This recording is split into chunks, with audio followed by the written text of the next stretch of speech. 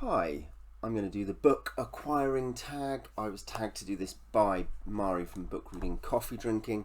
I'll tag her channel in the description. She's got a fun fantasy and sci-fi channel, I guess particularly fantasy, and she really likes dragons, so make sure to talk to her about them. So this is 11 questions. It's not a pick books one, it's a sort of discussion about how someone buys books, what their habits are, things like that. So question 1. Do you plan your book purchases ahead or impulse buy? I think more and more I plan ahead, but mostly because of the way I buy, which I'll get to. If I'm in a bookshop, I might well just impulse buy something, but I'm less often in bookshops than I was. 2, how do you decide what books to buy?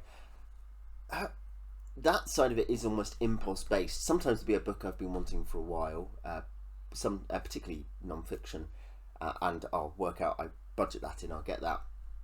Sometimes it will be more kind of like someone says, oh, these are some great books, and I go like, okay, I'll research them, and then I get them. And it might well be that I get a couple in a series, depending on availability, price, etc. So I think, yeah, I don't decide based on sort of what's the next release, or I'm not involved in any book club, so it's not really that. It's more, what books would I like to be reading over the next year or so? What books have been recommended to me that sound like they're in my wheelhouse? So I've tried to build up a big classic sci-fi fantasy collection comparatively, for instance. 3, what is your philosophy on where you shop, online versus in person, large versus small, digital, audio, new, used? Not that bothered about new versus used. Digital and audio I don't buy. I say that I do have stuff on my Kindle. I've bought a few things, 99p books over time. Most of the stuff I have on Kindle is free, but I have bought a few where I've been like, I can't get it another way. So Riders of the Purple Sage by Zane Grey I'm reading on my Kindle, because I think when I looked at it I was like, I can only get a quite expensive collection of his novels and stories, so I went for Kindle instead.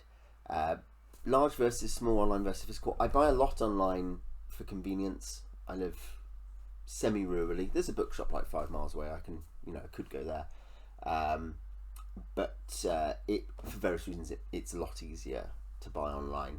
I buy both large and small. Certainly buy on Amazon and on eBay. Buy lots of second-hand stuff on eBay, or sometimes books.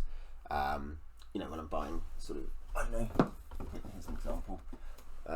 Yeah, that's an Agatha Christie, which I got from somewhere online. It's an ex-library book from my home county, weirdly. But then, yeah, that was something where I wanted that, and I could either buy it, I would have looked and thought, well, I could buy it new for £8 or used for £4 on eBay, so I do that. Books I find better for slightly more obscure things, particularly non-fiction, sometimes classic fantasy, sci-fi, and role-playing games. Previously, actually I say that not really anymore. RPGs I don't really buy on books anymore. I think the quality of supply has gone down, mostly on eBay for second-hand RPGs. What about little free libraries? Question 4 this is. What do you think about them? Have you used one? Why or why not? Never had access to one. So 5, how do you feel after acquiring a book? Do you share, like in a book haul or diary? I have sometimes done book hauls on this channel, and that's fun to talk about what books I've got. I like opening books. I like looking through the box, or going to the shop and buying some books and then looking at them at home.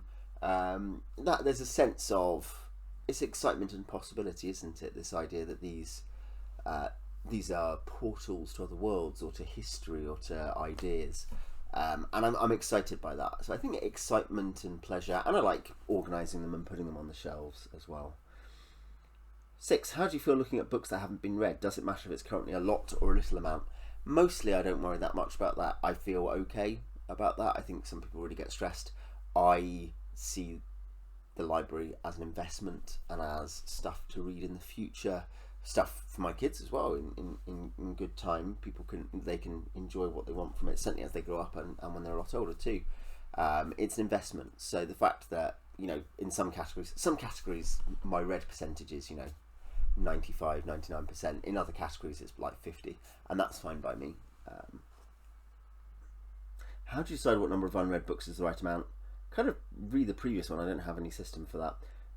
Other than that, sometimes I might be like, particularly I might not buy another book by someone or another thing in the same subgenre if I've got something I'm really like, I should read that. How do you decide? No, this is 8. Do you have a TBR game or process for reading them? TBR game. I think that's TBR, comma, game, comma, or process. Yeah, I have a TBR.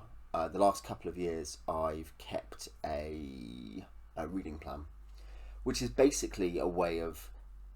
It's more important mostly for fiction, where I read quite a lot of fiction, but also because I want to record stuff, I've got ideas for videos I want to do, like my Mars video a few months ago.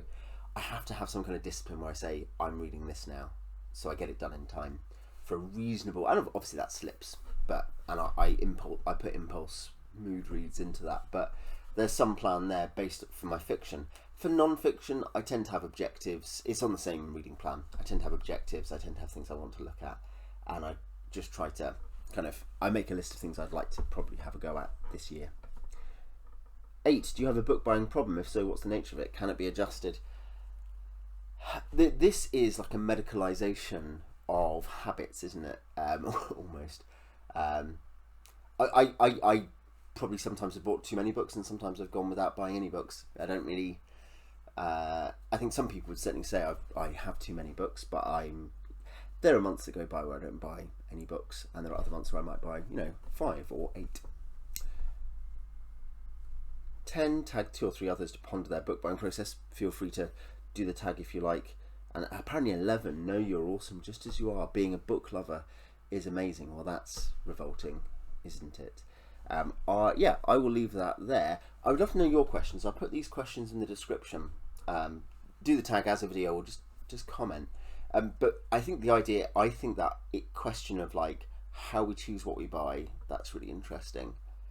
When you think about it, it's actually a big decision for anyone who reads lots of books, because no one randomly buys stuff, literally kind of throws darts in the bookshop. There's always a system.